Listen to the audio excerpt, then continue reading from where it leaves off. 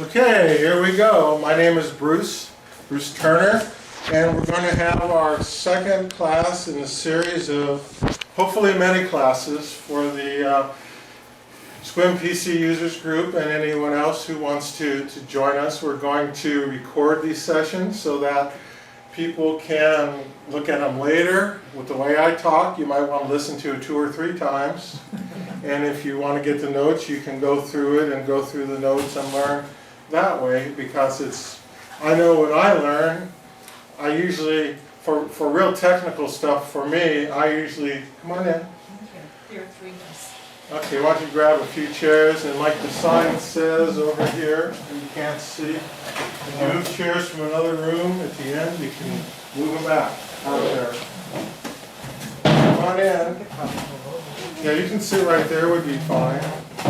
Oh, there's more chairs back there too. So here's one right here. Yeah, so we have 2 here, a couple back there. Sorry to be late.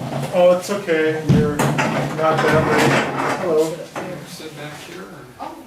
There's actually another chair back here in the corner we can pull these off of. This is yours. Sorry. Okay, so anyway, but what we're going to talk about today, last week we talked a bit about Android devices. Androids were the focus. But it was really just kind of a way to get started, because I'll bet even today most people in this room have an Android device rather than an Apple device. But I'm kind of operating system agnostic. To me, they all have their strengths, they all have their weaknesses. I would never try to make a telephone call using a mainframe directly. It's really hard dragging that room around with you as you go around. A mini computer, as Joe knows, they're still the size of a big PC. That'd be kind of a drag to kind of carry around and make a phone call. So we're going to be talking about mobile devices today, things that are easy to carry. This is a phone, this is an iPhone 5. Probably the last of the smaller phones. And this is the new iPhone XR. Some people call it an XR, but the technical specifications say a XR. And so this is the least expensive of the newest 10 series. So there are 3 phones. There's a big one, there's a mama phone, a papa phone, and this happens to be well, it's not the baby phone. We'll just call this the baby phone, okay? Because it's a lot smaller. But anyway, we're going to be looking at this today. We're going to be looking at the new. This is the iPad Pro, and this is one of the newer ones. How you can tell this is not the latest one is because it has a home button, and the new ones that you buy do not have a home button. Like if you notice, this phone here doesn't even have a home button on it. There's no, and we can pass this around, or if someone near you has one, you can see that there's no home button on it. Everything is done in software. Hi Tom, come on in. I'll sit here. Yeah, okay. Is that blowing on the back of your head, or are you okay there? We're fine. You can even come closer. No, you're fine the way you are.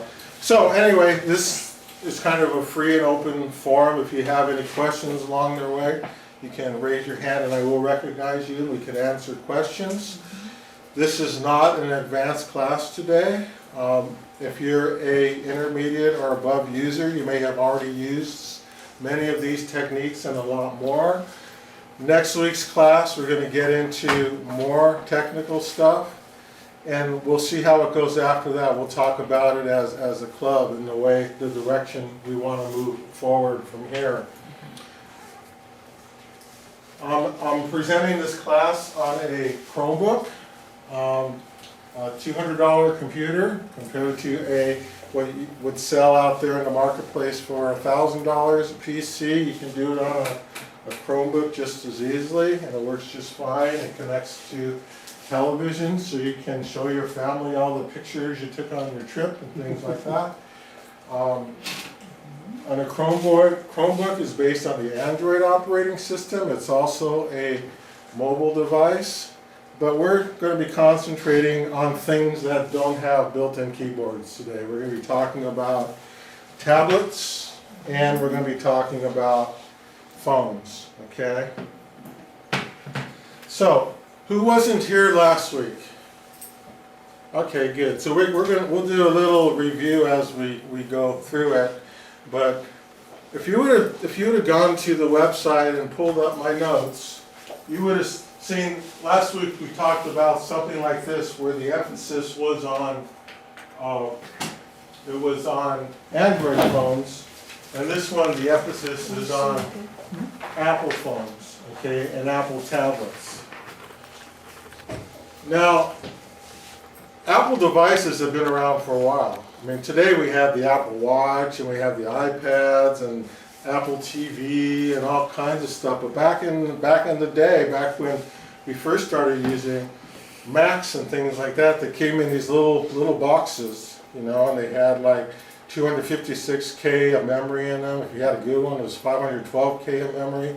That's not even a megabyte. And now we're into the gigabytes for memory. So the world has changed, and it's changed quite a bit. We don't have any of that old stuff with us today. We're going to look at a picture of an old device, but we're not going to talk about it at all. What we are going to talk about is how do you do more than just make a phone call? Because when you're talking about a new phone like this, for the people who weren't here last week, this is a personal computer. This is, you carry it around with you. You can get your email, you can look at pictures, you can take pictures, you can take movies, what else can you do with your phone? I mean, Make a phone call. yeah, maybe make a phone call. There you go. And when your phone breaks, you can't even make a phone call. Okay? But we are going to talk about some of the things you can do with these new little supercomputers that Apollo astronauts would have died for. You know, I mean, there's just so much computing power in these compared to what they had back then in those days. So when you see this article here and you download this article, one of the things you'll notice is that this is the first iPhone and iPad PDF file. So you can read a PDF file on almost any device. And we're going to be talking about things like iOS, okay? And what the heck is iOS?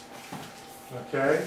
iOS is Apple's multi-touch operating system. And the reason iOS is underlined there is because if I click on iOS here, it takes you to Wikipedia, and it will tell you all about it. It says iOS, formerly iPhone OS, is a mobile operating system created and developed by Apple and Company, exclusive for its hardware. It's the operating system that powers many of the company's mobile devices, including the iPhone, iPad, iPod Touch, and is the second most popular operating system globally after Android.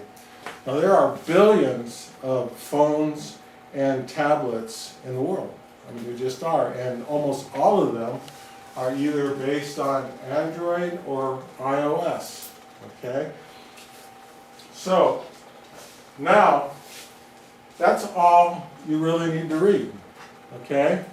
Unless you're really into this stuff, because if you want to see more, you can read this, and you can read that, and you can read that, and you can read that, and you can read that, and you can read that, and you can read that, and you know, it just goes on until you get down to the footnotes. But there's all kinds of stuff here. So, if you're like me, you may have read half of this stuff. Okay? I don't know too many people who read it all, but it's real.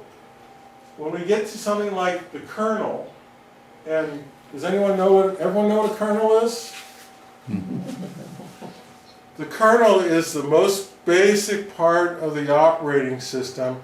It's the part that contains the lowest level commands and the lowest level communications between your operating system, which is what you're basically looking at when when you bring up a device, you're looking at the operating system interface that you can work with that's presented for you. All this operating stuff sits upon this low-level programming that's done in a application. We'll call it, it's actually it's a program that's built with a programming language that everything else sits on top of.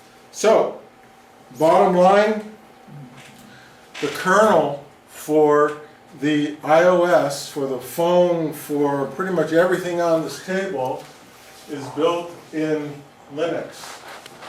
And you may or may not have heard of Linux. It's an operating system that some of us use exclusively, other people try to stay away from it as much as they can.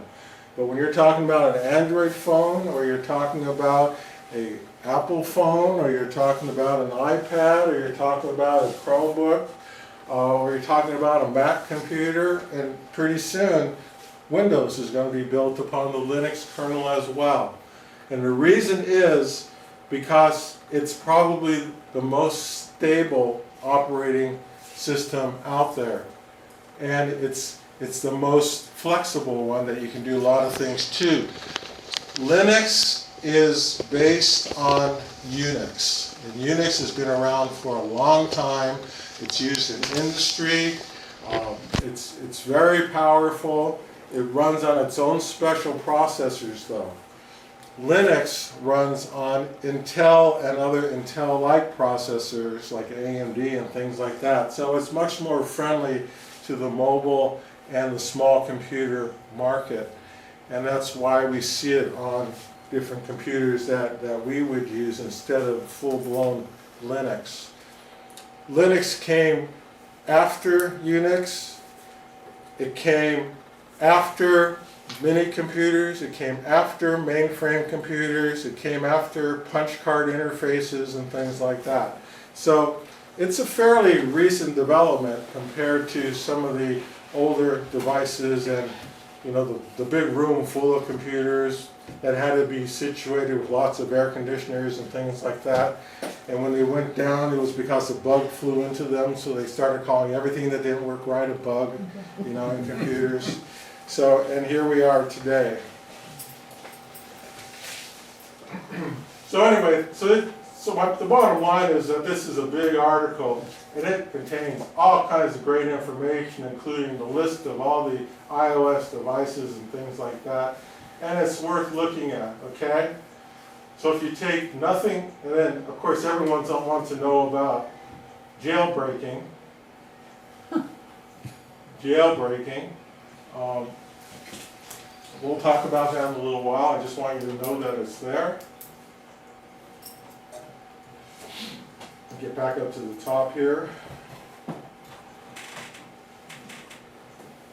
Okay, and let's go. So, you see, that was just one underlined blue line there. Look at all the underlined blue interfaces we have. BSD, Berkeley Distribution, Linux, and kernel. That's just three altogether there that will probably take a whole semester of reading. So we're not going to do that today, but if you want to take something away and really learn something, you can start clicking on these little blue links, and we're going to go through this a little bit more. But first I want to explain something. The technology is changing so quickly between this device here, which is an iPhone 5, it's not a 5S, it's a 5, and this which is an iPhone 10, that when you turn them on, the interface looks similar, but they're so much different. Even this iPad here that I have, this is an iPad Pro, and Dick over here is actually filming this. He's not filming it, he's recording it with also one of the newest iPads, but it's not an iPad Pro. The choices that you have available for you in an iPad Pro, which is the same generation as that, there's like 10 times as many choices of things you can do on here compared to there, okay? But you don't need anything really any more than what's on his device, and his probably costs less than half than this costs, So anyway, not bragging that I emptied my pockets to get this. At least I bought it in Montana where I didn't have to pay tax. Mine was free. Yours was free? But anyway, there you go. But anyway, but my point is that you don't have to have the most powerful technology to get the desired result, okay? You do need to get something that's fairly current, though, because there's this thing called support, whether they support you or not. And support is really important because, number one, security. If you're going to be doing online banking or online transactions or things like that, you need to have a fairly current supported operating system.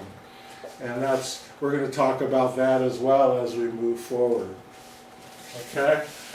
But anyway, so we don't need to know everything. We don't need to know everything. We can't know everything. In the beginning, you can learn something and it will stick with you for a while because things moved a lot slower. Technology moved a lot slower. Technology is just moving faster and faster. What we're learning today, you know, it's probably a lot easier for a 6-year-old to absorb than for us to absorb. But we can still do it. And the way we can do it is we can use our computers as a tool. And Tom's probably going to be sick of me saying this, but I'm not going to give you a fish to eat. I'm going to teach you how to go fishing. Okay? I'm going to teach you that it's more important to spend the time to learn how to learn than it is just to learn how to do little specific tasks on your phone. Because the internet can teach you so much better than I can on your time. Okay? I only have 2 hours, okay, to do this class. But what you want to learn might take you 4 hours, or 10 hours, or a lifetime. So we need to learn how to learn using our computer devices. Plus, as we become a little more aged, and I'll use the senile word, you know, sometimes we just can't remember stuff. We have senior moments. So, if I can't remember, what a Kindle Fire is, well, all I have to do is go to Wikipedia, and it will have all kinds of Kindle Fire information. It will have all 10 different models of Kindles and generations of Kindles and things like that.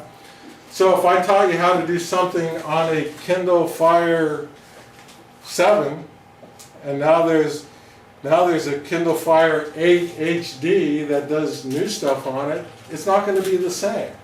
But it will be similar, and there's going to be a Wikipedia article on it, and there's going to be YouTube videos that will show you how to do everything you want to do, and there's going to be Google it, how do I erase 10 items at a time, you know, Google it, and it will tell you. You put into your Google search, how do I erase 10 items at a time? Or how do I copy and paste from an iPhone XR? And it will tell you exactly how to do it. So it wouldn't be, I could teach you those things, but 2 years from now, they'd be useless because it's not true anymore. We can learn, but we're going to learn the basics, especially next week. We're going to concentrate on doing tasks with both Apple phones and tablets and Android phones and tablets. Okay, because there are certain things that aren't going to change that much, and there are certain things that you can take home with you. And then all of a sudden you get a brand new device for your birthday or something, and you want to do something like copy and paste, and what you used to do didn't work anymore because something changed. What are you going to do? You can ask me, you can Google it, you can look it up on YouTube, and there's all kinds of ways you can learn. So it's so much better for me to teach you the different devices that you can use to teach yourself than it is to learn just a whole bunch of specific tasks. And that's also why, if you can do it on an Android, it's a 99% chance you can do it on an Apple. If you can do it on an Apple device, there's a 99% chance you can do it on an Android. It's just, how do you do it? And those little subtle nuances are what make the difference between being successful using one device over another. So we talked about how we don't need to know everything. We can't know everything. You just need to know where to find stuff. So what kind of application on our computer do we use to find stuff? Google. Search. We use a browser. Search Yeah, browser. we use a browser. So what are some of the browsers we can use? Well, if you have an Apple device, what's your main browser that comes with your device? Safari. Safari. Okay, Safari. Can you put Safari onto an Android device? No. Yes, you can. Yeah, you can. Just say, yeah, you can to everything I say, okay? What you're gonna say, okay? What's another really popular browser? Chrome, okay? Chrome is made by who? Google. Google. So Google makes Chrome, okay? Can you put Google on an Apple phone? Yes, you can. Okay. A lot of people like Firefox, okay? Firefox doesn't come on either one of the phones or tablets. Can you put it on them? You bet. You bet. And on an Apple device, where would you go to do that? You'd go to the Apple Store, right? If you're on an Android device, you would go to the Play Store. If you're on a Kindle Fire, you would go to the Amazon store, okay? And they would have those applications, especially the popular ones. Now they may not function exactly like the ones on your computer. They wouldn't be as full featured, but you'd have to expect that because these operating systems on these devices are applications light compared to what you would find on your computers, like your Macintosh operating system and your Windows 10 Pro and things like that, because those are made to be very productive systems, okay? When you're using a PC, Windows PC or a Mac computer, you can have like 32 different monitors, and you can put your email over here, and you can put your browser over here, and you can put Safari here, and Chrome here, and Firefox there, and all kinds of stuff. And you can use them all at the same time.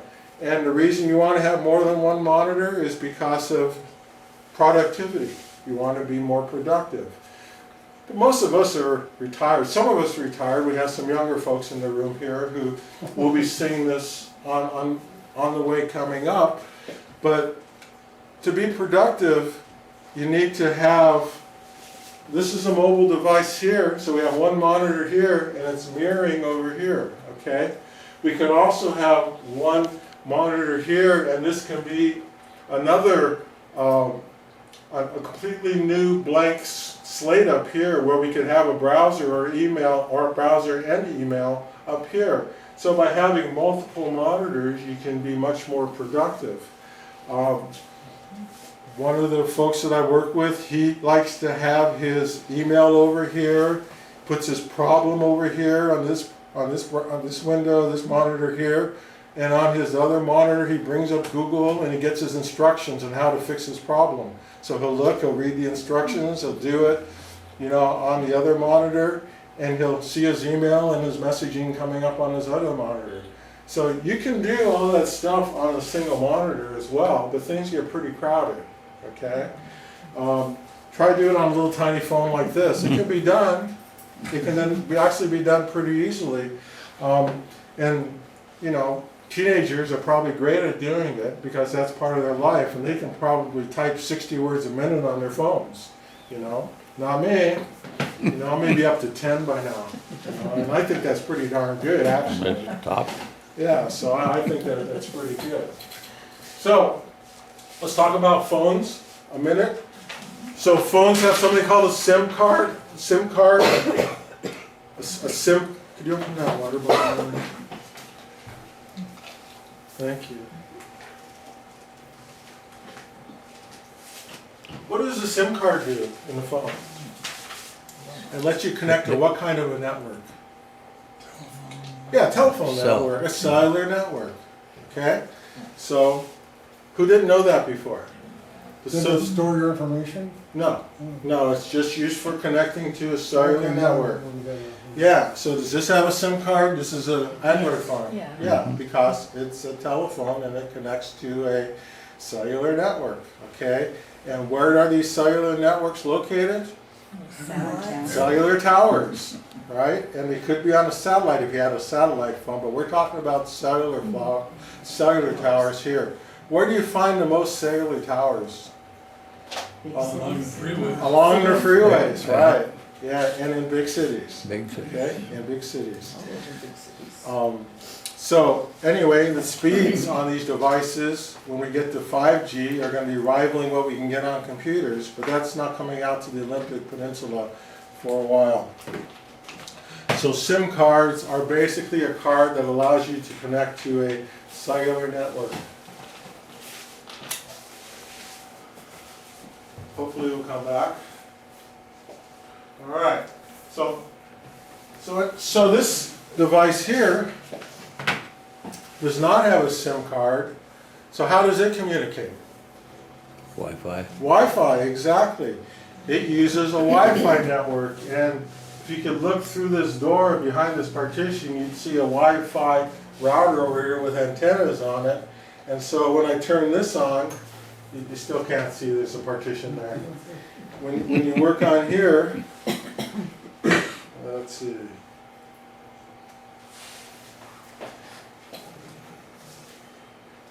And the different applications and things come up over here, they work with Wi-Fi, okay? So there's no SIM card in here, there's no cellular communications. Next week we're going to talk about how do you make a phone call on these, because you can still make a phone call. You can make them through applications like Google. Google has different communications protocols, plus you can use something called FaceTime. And on FaceTime or Skype, you can make video calls and you can make voice calls. So you can see they're still pretty useful for making those kinds of connections and things, but not nearly as convenient as a regular telephone. Okay. So the Wi-Fi tablets have internet capabilities. Some have SIM cards. You can pay another $100 and have a SIM card, but it's still not a telephone. But you can still use your, if you don't have a Wi-Fi connection, you can still connect to the internet because they have a SIM card in them. When I say you can't make a phone call, I mean you can't make one natively with the device unless you know how. Okay. They can be tethered to mobile hotspots, so if you go to the Hurricane and have a cup of coffee and you want to connect your device to the internet, you can go through them with some security risk, but you can still do it. Chromebooks, Kindle Fire, they run Play Store apps. So where do you find Play Store apps? You find them on the Play Store on Android, right? And on a Chromebook also, or on a Kindle Fire, you can use the Amazon store. Okay? You need to ask questions. If you don't want to ask questions of me or a teacher that you have, you can ask your question on the internet. Okay? When you go in a browser and you want to find, how do I get to Central Market in Poulsbo? Do you think it would give you an answer? Mm-hmm. Sure, it will tell you exactly how to get there. So don't be shy to ask Google or ask any of these browsers a question. And nowadays you can either type it in the title bar up on top where the address of the sites goes. It's both a search bar and it also will let you connect to different internet sites and things like that. And also if you're going into Google or something, you can also use the little Google box and type it right in there. And it will give you more than one way to get there. Unfortunately, when we were on a trip and we used Apple Maps and I tried to find Sequim, it took me to North Carolina. I even put Sequim, Washington in there. So I tend to use Google Maps more than Apple Maps, okay, when I do it, because I think that's one of the big weaknesses of Apple devices right now. The maps aren't quite as good yet. Okay, so there's no such thing as a stupid question, and even Siri on your iPhone isn't going to say that's a stupid question. Siri will talk back to you, you know. She'll give you some information and like, how do I get to Q? So the iPad 2 Still had the same old big plug on it right here. This plugs into there just fine. And that's the charging cable right there. It's also a way of sending data back and forth between, if you want to copy music to it, you would tether this to your Mac or PC computer that was running iTunes, and you can back up your device, and you can also transfer music and files and things like that back and forth using this cable here. So this is the even older cable than the lightning cable there. Back in the olden days, when you didn't have a Apple certified cable, it wouldn't even work on your phones or your devices. Now they've gotten a lot more lenient, and they're actually allowing more third-party companies to make cables because they couldn't stop them. You know, there's people out there. Human beings were great copycats. Okay, so they copied them so good that the new cables were actually better than the old cables, because you'll notice on the cables that are going around the room there, they have little black shrink wrap around them, or tape, or things like that. That's because those cables are really fragile. And you can make them last longer by reinforcing them, but most people go out and you have to buy a new cable, and they sell those cables $15 and up. You know, so it gets quite pricey.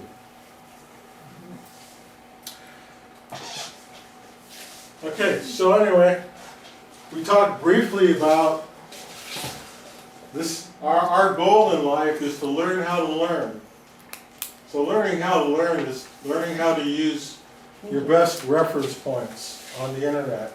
And Google it has become so much a part of our vocabulary these days that I'm just going to use it. But I'm going to mean it's going to mean you don't have to Google. There's so many other good search engines out there. A lot of people don't like Google. Why don't people like Google? Because they collect a lot of information, and they Ads. get ads, and they're always selling stuff, and they're tracking you. Okay, they're looking at things you do, especially if you have those little new, you know, those new devices that you put on your desk and you talk to and say, Google, play some classical music. You know, they're not only listening to that, they're hearing everything you're saying, and everything you're saying is being stored on some computer somewhere.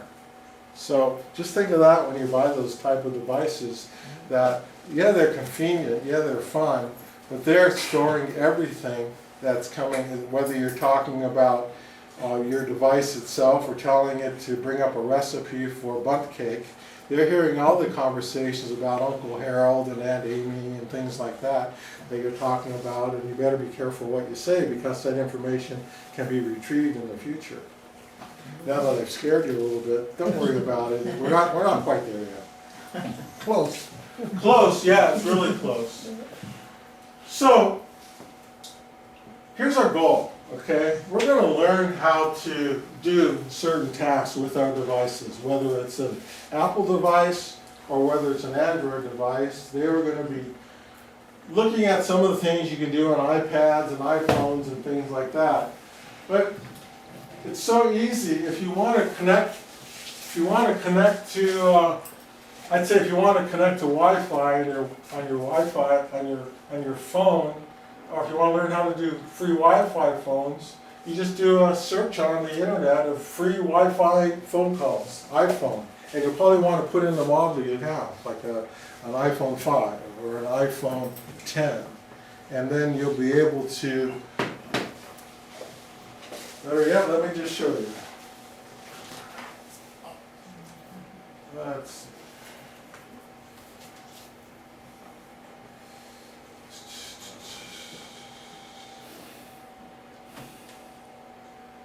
New window. So we want to learn how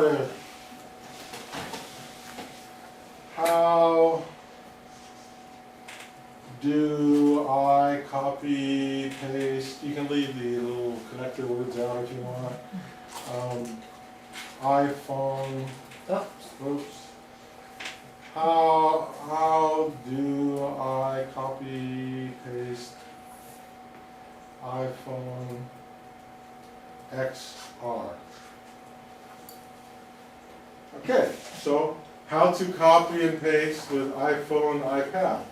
And if you actually went down the article, you would find information about the different iPhones and things like that. If you wanted to put like an iPhone, let's put an iPhone 6 in there. Well, it's already in there for us. We just click there. Okay? So how do you copy and paste? And then there's article, iPhone help, there's a YouTube video, and it'll show you exactly how to do it. So what good is it for me to teach you how to do something on an iPhone 6 if they're going to be unsupported in the end of the year, Joe? Is that when they're going to stop supporting the iPhone 6? Yeah, the next operating system this fall, they're dropping support for 6. So, and a lot of people still have iPhone 6s. In fact, the Shell just got an iPhone 6. I got one. Yeah, so, it's not going to be supported anymore. You can still go to Google, they'll still have it there and tell you how to do it.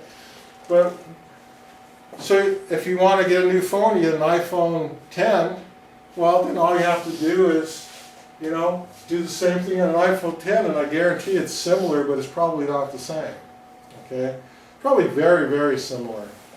The things that aren't the same are the things that we're going to see in settings, which we're going to be going through in a little while. On a Windows computer, you've heard of control panel. Control panel is where you set up all your device to work for you. On a Mac, you would use preferences. On an iPhone, iPad, you would use settings. On an Android, you would use settings. On a Chromebook, you would use settings. But that's where you set up the customization of how you want your device to work. A lot of people don't change the way things work. They just work with the default ways, but they are so customizable that you can actually get them to behave properly. They can have good manners if you're willing to teach them how, by setting the right switches and things like that. It's not really all that hard to do. But you have to know how to use your resources. And on an iPhone or an iPad, I'm telling you, YouTube, Google, other search engines are just a wonderful way of learning. You can review it, and you can take it home with you, and you can look at it again in 3 months when you forgot how to do it anyway, because who remembers this stuff for 3 months? And then your neighbor comes over, oh, I see you have an iPad, how do I do this? Well, gosh, I just don't know. Maybe you better just go home and not bother me anymore. Or else you can go to Google and you can say, well, how do I copy and paste on an iPhone 6? Look how smart I am, All you have to do is do what it says right here. You just go through the steps. Select the text you want to copy by pressing the screen for 2 seconds.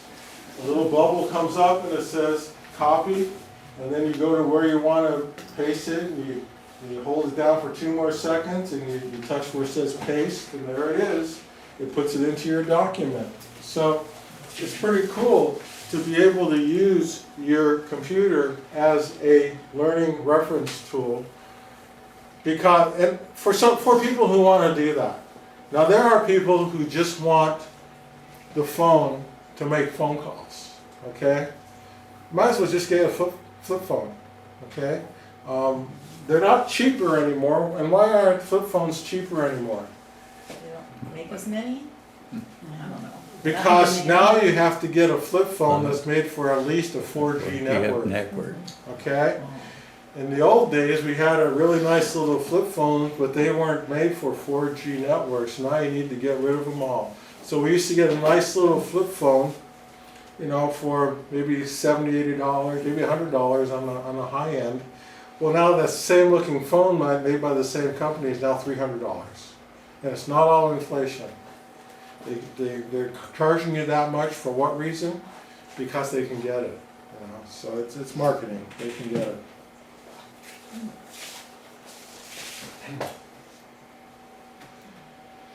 Okay, so how are we doing so far? Am I losing everybody? No. We're doing okay? Good. So we know a little bit about cellular networks. Now there's a new cellular network in town here. It's down by Dungeness, the town of Dungeness. It looks like a Christmas tree. or it looks like a fir tree. Has everybody seen that one yet? No. So there was a big, people said, you know, just like everything else that people, they'll do a lot of people good. They said, not in my backyard though, because it's going to be an eyesore. So what they did is they built their tower and then they made it look like a fir tree. It's actually kind of nice. If you drive down Squim Avenue toward Dungeness and you look off to the left, about a mile before you get to Dungeness, you can actually see it off in the distance. It's the most symmetrical looking tree out there. Let's put it that way. Okay. Okay. So, Who uses that tower? What services? definitely Verizon. And what's really interesting is Verizon, when you have Verizon, you would just get 1 bar on your phone about a year ago. Now you get 5. Yeah. So, you know, I wish they'd put one in my neighborhood, because we just don't get really good cellular service on the other side of the river. Why don't we take a 5-minute break? Give your brains a chance to relax. Get a drink of water.